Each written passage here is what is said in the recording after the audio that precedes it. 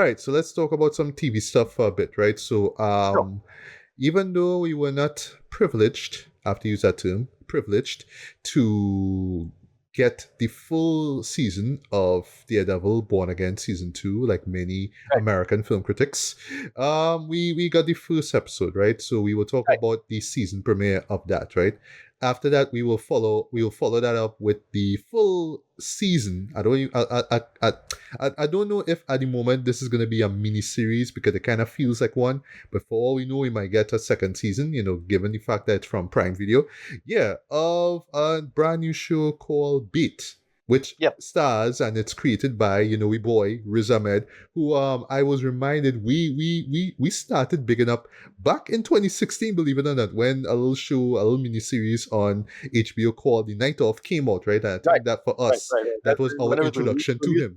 right? You got this was before. This was before. What do you call it? Rogue One. Yeah, that was Yes, before Rogue right. He One, was right? in Rogue One. Duh. Right. Right. Right. Yeah. Yeah. That's true. Yes. Yes. Yes. You're right. Both shows came out in the same year because we didn't talk about the Night Of in 2015 when we started this whole podcasting journey. It was in 2016. At least from what I remember. Right. I could be wrong with the years, but I know it was around that time. Right. But yeah. Let's start off with Daredevil. Born Again season. Let's just say season 2, episode 1. Right. Ricardo, if you don't mind, I want you to do the synopsis for this premiere episode, right? But just quick preamble, right? So it's funny that when we started It's a Wrap, right? When we rebranded to that, right? One of the first TV shows, I think it was the second TV show we talked about. 'Cause the first one was Black Mirror, right? Well, the latest season of Right. Black Mirror. But I think, yeah, right after that, we talked about the first season of Born Again, right? And I actually recapped the season. And for me, I enjoy the season just a little bit more, right? Well, for me, I enjoyed it when I first saw it, right? But I was held back a little bit by the slow pace of it, right? But in recapping it, I grew to sort of like warm myself up to the slow pace, right? Because I do admire the fact that this show is going more for it's grounding itself more in realism than many other MCU shows, right? You could tell that they were pulling from what they did before with the Netflix run of Daredevil and whatnot, right? But just translating it here into the MCU made a lot of sense, right? But yes, it is a slow burn, but it was never like boring. It never like I never felt like I was tuning out or everything like that. I was invested. There's a lot of dialogue. When the action comes in, it's very visceral. I like that it held on to its brutal, visceral nature when it comes to the violence and whatnot. Like you really felt like in this world, right? Even though it's New York and it's the same place where Spider-Man go be in, and you'll see him in Right. Brand New Day. Yeah, characters could die, characters could suffer and stuff like that, right?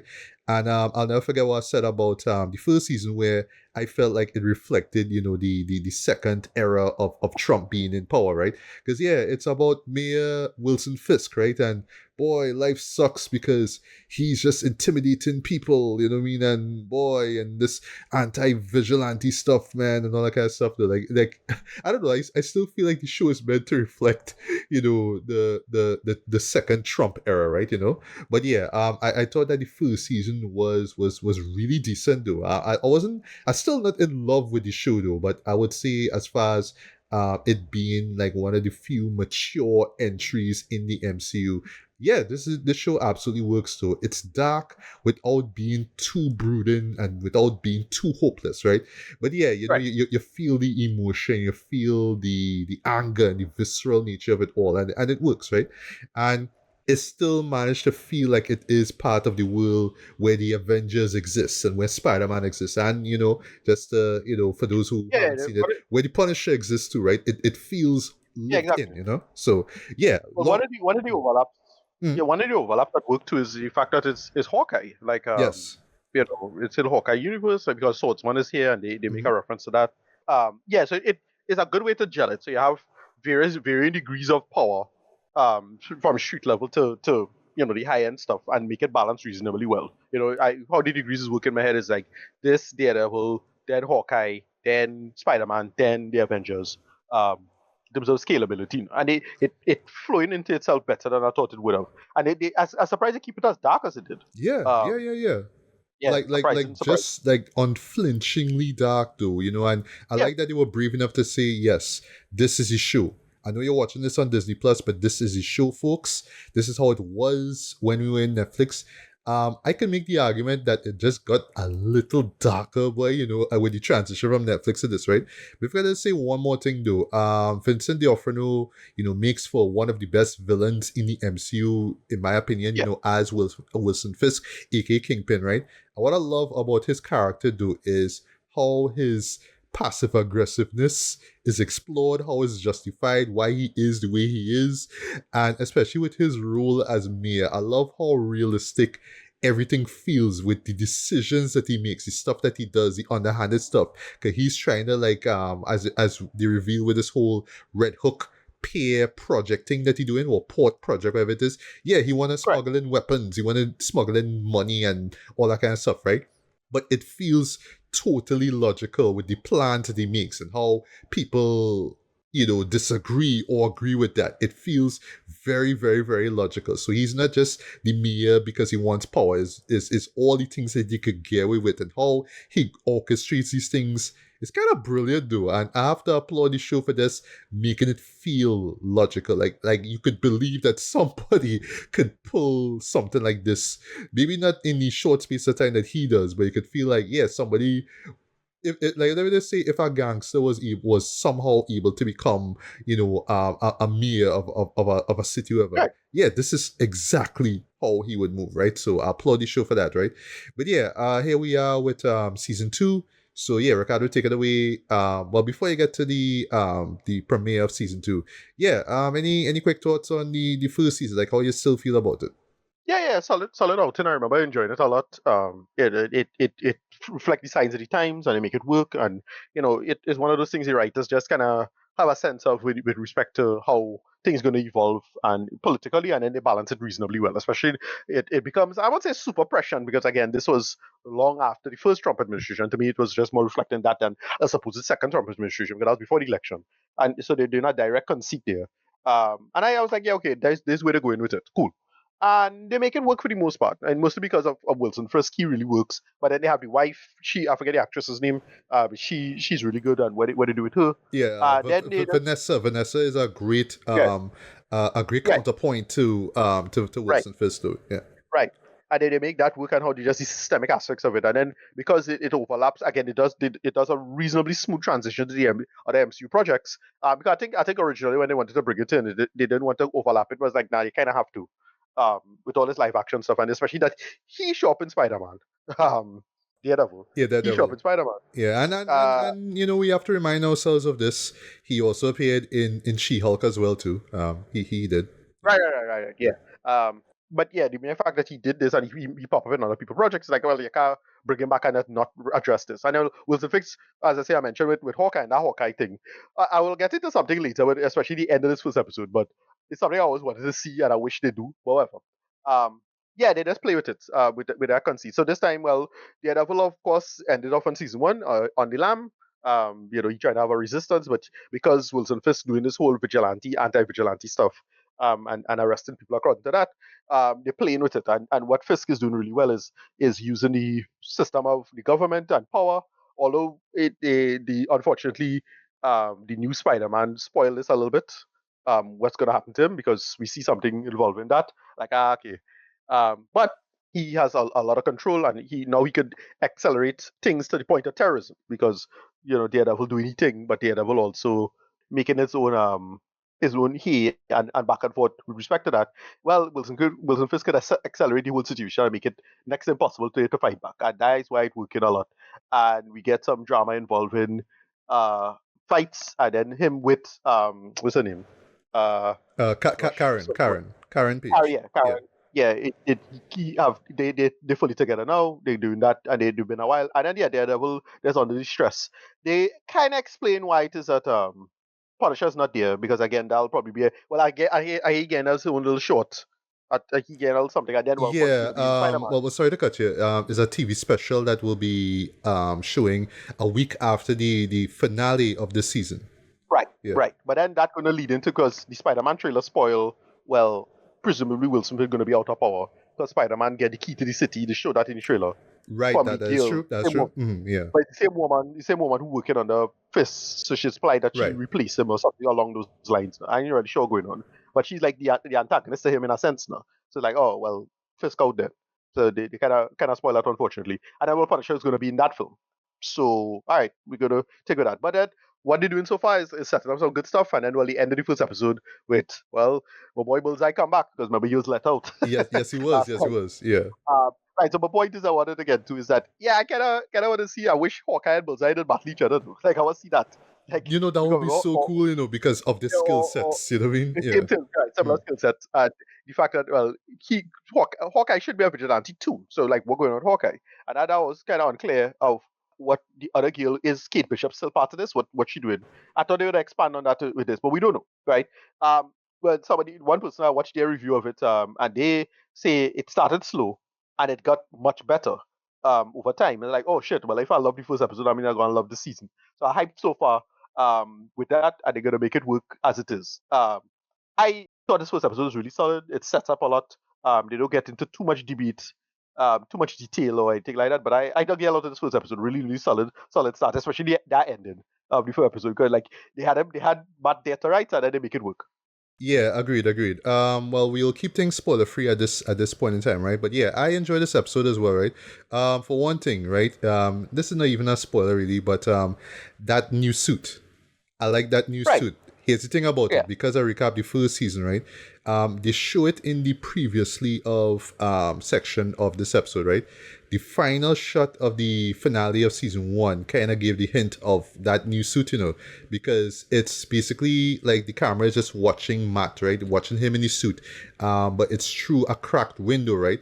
But if you look at it, he looks more like a silhouette, right? Like you're still seeing the features of the mask and the suit and all that kind of stuff, right? But there's a light that glows, a red light that glows from outside and it's shining on him. It shines twice. And like when I thought about it and I saw the suit again, especially how it uses red light as well, right? Well, how red light is used in the reveal of that, I was like, oh, that's what they're doing here. So they kind of set up how his suit will look now, right? I like that they didn't really give any explanation as to why he changed it. I guess it's just new season, new Matt, new purpose. So he's just Right. doing things a little bit more low key now. You know what I mean? But he is low key, right? Haha, right? But yeah, I really digging his suit here so far. Also, you could tell that he got inspired from that finale where he and Punisher team up and waste a bunch of like cups, right? Yeah, this man Right. does not hold back when it comes to like using his weapons to just like beat the shit out of beat the shit out of his attackers or whatnot, right? So you get well that final fight scene. Yeah, I mean that totally worked, right? What I'll say without spoiling much, there's a character who is in the middle of it all, and I was like, boy, please don't kill him off. But then again, I'm like, with the nature of the show, I would be surprised if he does die. But I guess we will see in the subsequent episodes what happened to him. But I don't think that he'll be there for long, right? That's just me though, especially given where he is, right? In this show, right? Wilson Fisk, I say Vincent D'Onofrio still shines, though he's still so intimidating. And again, it's just that passive aggressiveness that I love about it, especially the way how his mouth is always like slightly agape, like almost like he can't believe the bullshit that people telling him, and he kind of want to react violently, but it's like, no, let me hold back, let me calm myself, let me just see what I have to see, let me just be professional, right? You could tell that you could see that in his performance, right? But if he was just a kingpin and not the mayor, he would have just like beat the shit out of somebody or hire somebody to do so, right? That being said, though, when it came to the anti-vigilante task force, boy, wow, them was some brutal mofos, boy, right? Just a few moments where they go in after people, and yes, you could tell that they meant to represent ICE. Not gonna say how, but Right. yes, that's the way how they move. Well, that's the, what how they, that's much the violent tactics that they use, right? Especially with interrogation. But yeah, how they go after immigrants. That's all I see. That's the big spoiler, right? How they go after immigrants. I was like, yeah, this is ICE. I get it, but in the context of the world of this show, I think it absolutely works, right? Yes, it's on the nose, but I think it works, right? And you get some really good tension here, right? Where as we found out in season one, Wilson was just like, yeah, all they have no restrictions, right? All they will do all they have to do just to get these vigilantes or people who work alongside them, right? So you get that, right? It is really cool seeing Matt and Karen back together, right? Because they hint that at the end of the finale of season one, right? Also, oh gosh, his now ex, right? That would be Heather, right? She's his psychiatrist, right? I was Right, reminded that, yeah, she turned to the dark side. No, she decided to help right. Wilson now with this some department of mental health or something like that, right? I am a little on the fence with her seeing visions of Muse though. Like the first time I see it, I was like, wait, we doing this? Why we Right, doing this though? But I guess over time you'll see how that will affect her, right? Because yes, I mean, her being attacked by Muse, right? You could tell that really got to her, right? But I just didn't expect that she could be seeing the man like everywhere she go, right? Literally, right? But it makes for like a change in character. Not gonna say how, right? But it kind of gives the impression that, oh, like she probably could be doing more for Wilson than we actually think, right? But I guess you'll see over time, right? But yeah, as a whole, this episode was pretty solid, right? My fears going forward with this season though is what I've been hearing, right? Because I heard, one of the reviews like where it said started off slow but got better, right? And I heard another reviewer say that they just felt like the slow pace just killed the entire season. And okay, another issue that they had to, this review and other reviewers had to, they felt that it was overstuffed with side characters. Now, I already know a few characters that will pop up. There's one guy played by my boy Matthew Lillard, right? And like just in preparation for this review here, I realized, oh, he connected to this other person who in the MCU was like, God, I didn't need to know that. I would have been happy. I would have been happier if that was if I'd seen that from a sub. And now that I saw it right, literally on Wikipedia, it's like, oh, okay, well, I now know who to look forward to. And given who this right, person is, I would not be surprised if they make an appearance, right? But yeah, I hear that we might get a few characters, that might pop up. I know, well, there was a couple of posters that came out around the time when this episode dropped. So I know some Netflix Marvel people will pop up. It's just one person who I was hoping to see, but he not gonna pop up. I just did like, well, why though? I used to like real rock with that show. Why is he not being? Why is he not in the show? You could tell me for these about tone and whatnot, right? But listen, the defenders happen, right? They work together. right, Why is he not in this season? I don't know, right? I guess right. you'll see. So as I wrap things up, right? So yeah, we're not gonna read this episode, of course, but when the season wraps up, we'll just read everything, right? And we may get to the spoilers at that point in time, right? But yeah, it really follows from what was established in the first season, especially with that dark new noirish tone. I like that it's still there. Yes, it's brutal in some points, but it's never hopeless, right? There's always like a sense of hope when it comes to Matt and Karen and what they're doing, right? Fighting against Wilson, all that kind of stuff, right? But yeah, so far so good, right? It's just I'm a fears that it may not be like the best season, or I should say my hope is that it is a better season than the first one, right? But will it be like top 10 worthy? I don't know. It doesn't sound so the way how people describing it, but for all I know, it probably will be, right? It might be for me, it might be for you, Ricardo, right? But I guess you'll see in due time. Yeah, Ricardo, your final thoughts on this episode and how you see the season going forward. Yeah.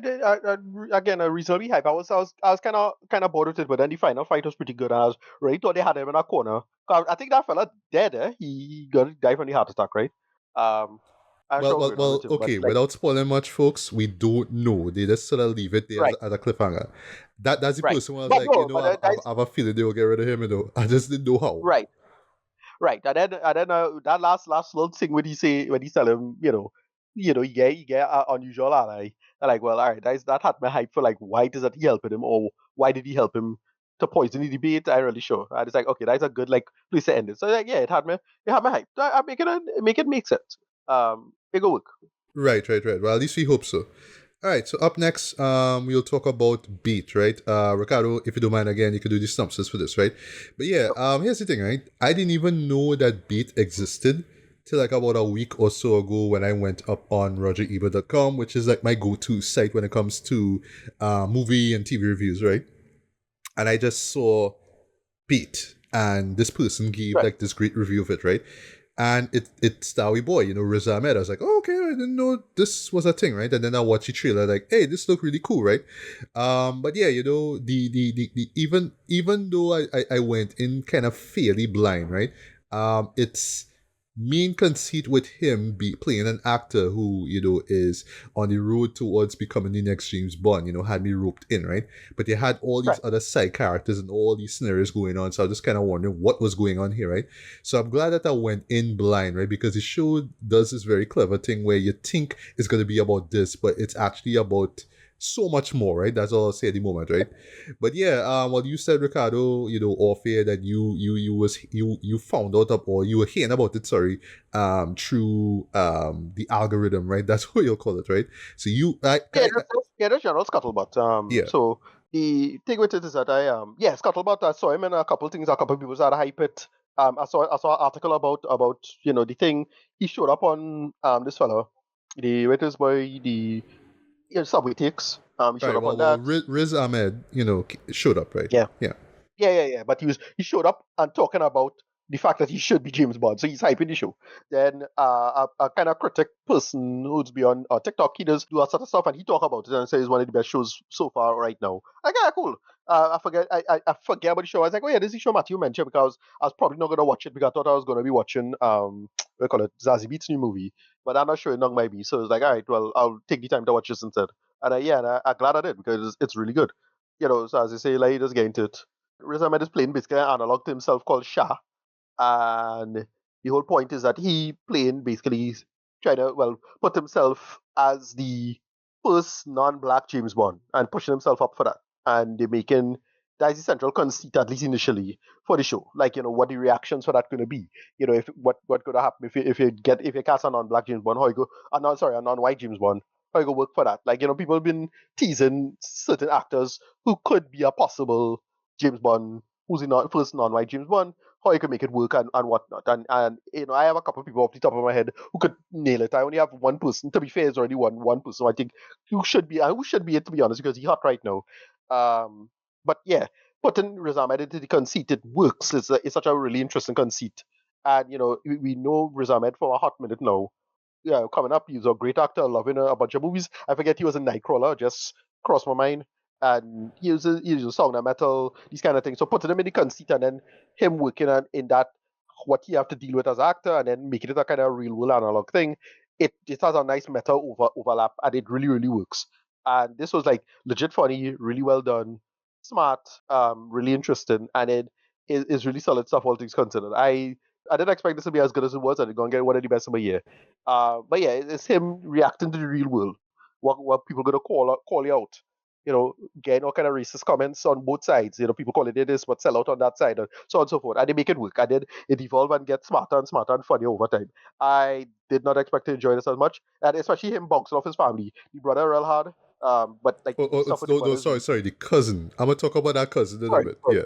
Yeah. Yeah, the one driving the car is his brother's cousin. Sorry, and yeah, they make it work for waiters. Yeah, I didn't expect this to be as funny as it was. It's really well done.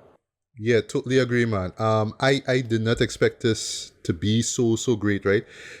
Here's the thing, so while I was watching this, right, I was asking myself what genre does it fall under, right? Because I went in expecting this to be like this laugh out loud comedy, right? But it actually isn't, right? The best way I could sum it up is psycho dramedy. That's the best way I could sum it up, right? Because it's more comedy drama, but because we're seeing from the psychological perspective of the lead character, that's why I call it that term, right? Because yeah, I didn't expect that, because in my head, right, I thought it was just going to be like the external aspect of it all, right? Like, oh, you're gonna cast this British Pakistani guy as Bond, ha ha ha, that's stupid, right? Right. And then you get more of the internal stuff. You see like how that affects him mentally, right? And I applaud the show for not stopping to say, oh, Shah has a mental illness and maybe he No, has no, no, PTSD, blah blah blah. It's just that man, no. It's just and they set this up very well too. Is that the man went through shit in his life, Yeah. some of which had to do with the fact that he is Pakistani as well, right? Right. And it doesn't hit you over the head with it. It just sort of shows you it in flashbacks, right? You see how that connects with him, how he sees, his life and his career, his relationship with his family and whatnot, right? And why this potential role means so much to him, right? What he could represent to people like him and stuff like that, right? So it just covers that so well, right?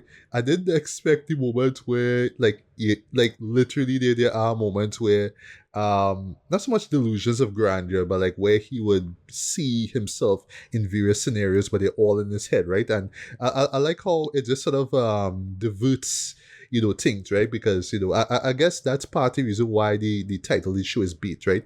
You sort of go in expecting one thing, but then you get something a little different, right? One thing, I mean, Riz shines in this show, though. He's just so believable. You could tell like he is pulling from his personal experience too. Like Right. in the premiere, for example, there's a scene where somebody encourages him to rap.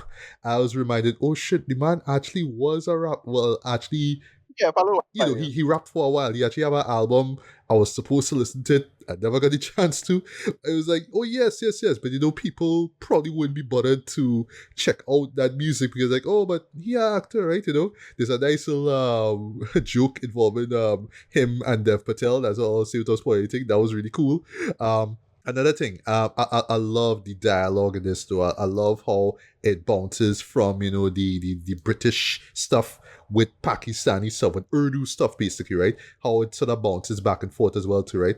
The dynamic he has with his family is great, right? There's one particular episode involving Eid, or I should say two episodes involving Eid, right? But one involves the family and him going to this big get together, right? So his family and friends, Right. and you kind of expect it in shows like this, right? When it comes to immigrants, when it comes to Indian or Pakistani immigrants, right? There's a little bit of backbiting. Oh, I don't like this Right. man.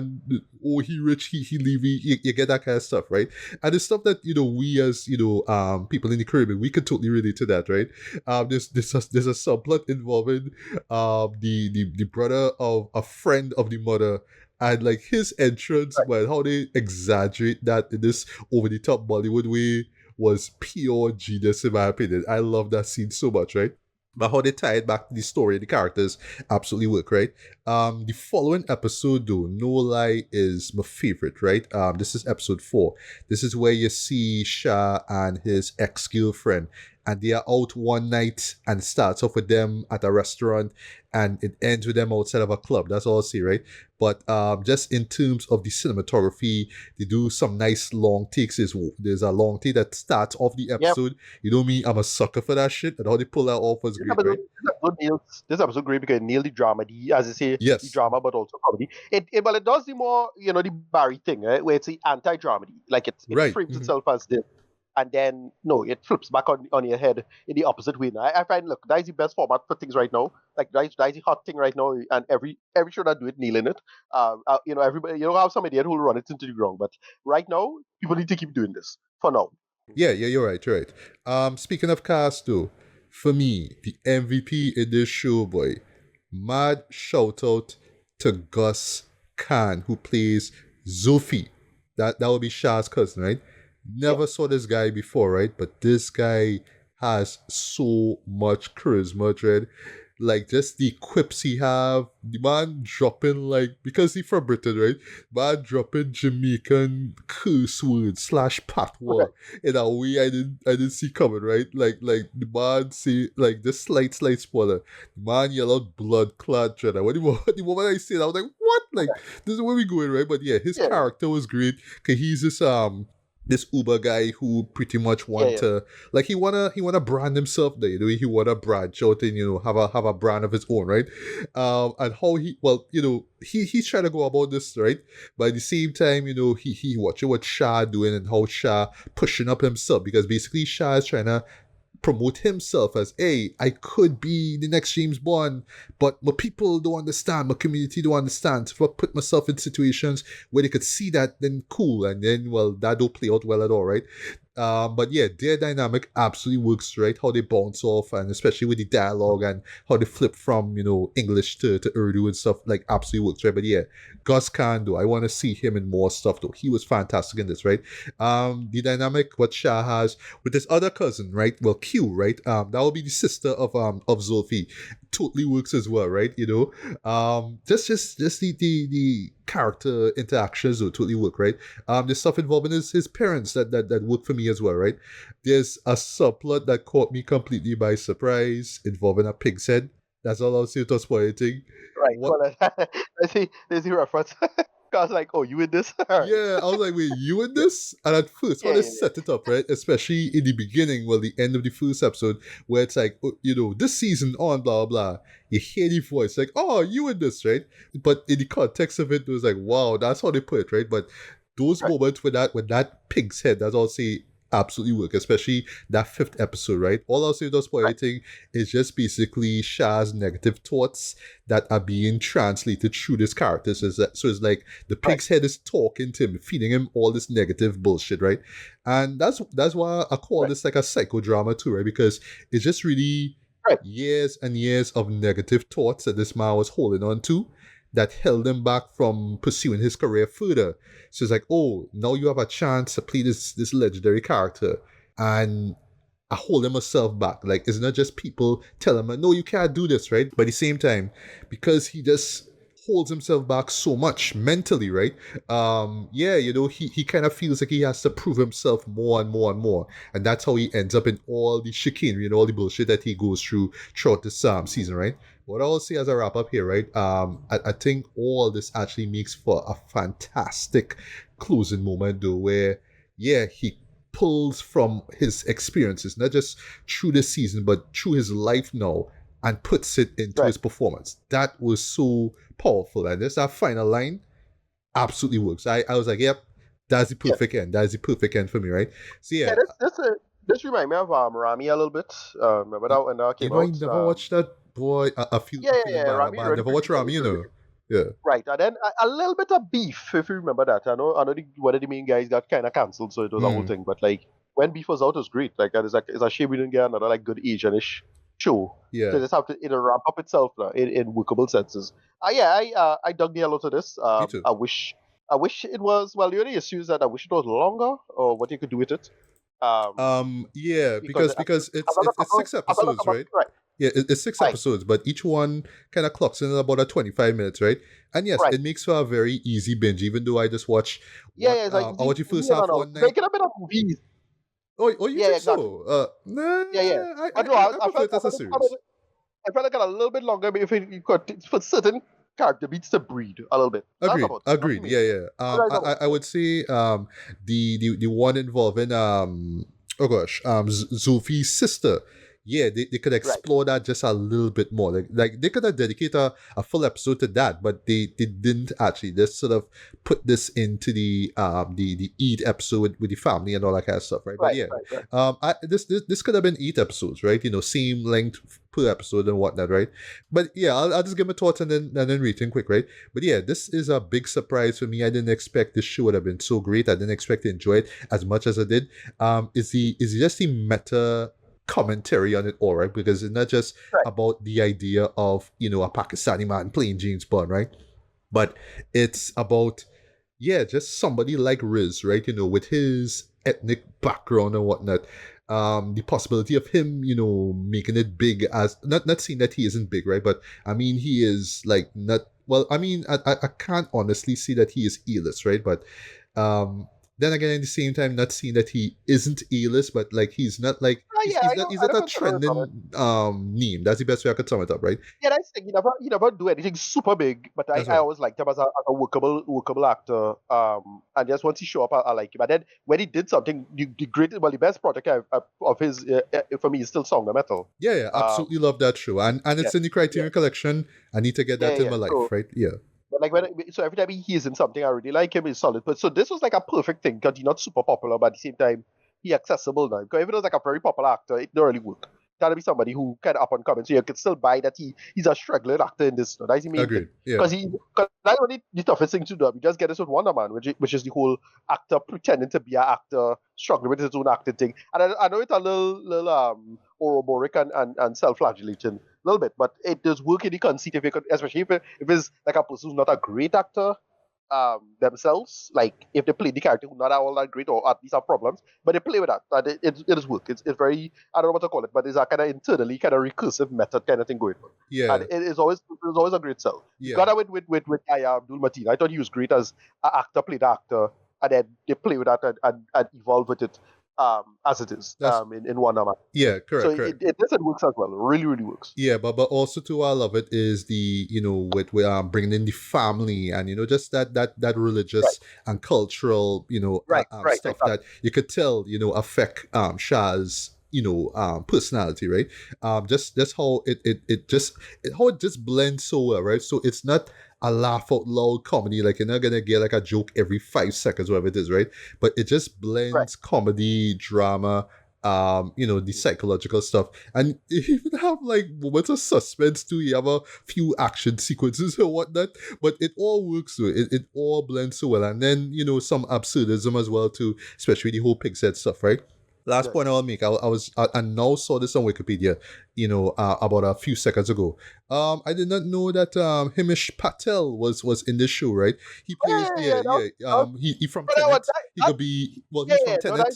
He'll be in the Odyssey. But yeah, he was the guy, he's the rival. He's Shah's rival. Right, yeah, the rival. Yeah. No, that's why it worked too, because it's also, like, I noticed this when the second episode. I was like, oh yeah, this is kind of like also a James Bond movie. Like, that's another funny thing about it. It's like, it's also like you're watching a James Bond movie because he has a rival and he has an antagonist and he's like the villain. Yeah. Yes. So now that also that layer to it is like, oh, they're playing, he want to be James Bond, but it's also like kind of a James Bond script. And it's something I didn't pick up on. And I was like, oh yeah, right, because he is this. Yeah, he's great. I like him from he coming up in something, but I like him in I'll say he's gonna be in he is gonna be in the Odyssey. I didn't know that. I know he's gonna be in the Odyssey, but it's something else he in that he coming up in. I suppose I'm gonna look it up quick, but like I loved him in that movie about the Beatles. That's a great movie. Like is it Yesterday? Yes. I did not see that. Even though that's a classic. That's a great movie. I know. I wish he was in more things too. He's another one who, like, again, up there. Again, also another actor. I don't know if he's Pakistani or Indian. I can't remember. All right, I know he's gonna be in. He's gonna be in the new X-Files with Ryan Coogler. That's what I'm thinking. Okay. Word. He's in news. That's why he come up in the news about taking like, oh, I don't know what they're gonna, what Ryan Coogler thinking or cooking, and I kind of worried that it's gonna be Twilight Zone all over again. But whatever, moving on. And then for me at the end of the day, I am just a sucker for just seeing different cultures being represented in British culture as well too, right? So I love how you see like just the Muslim culture there too, how these characters fit in British life and all that kind of stuff. I mean we're just speaking as people in the Caribbean, right? So we don't know, we just assume this is how it is, right? But we're seeing it for ourselves and just how they interact with people and whatnot. Yeah, it totally works, right?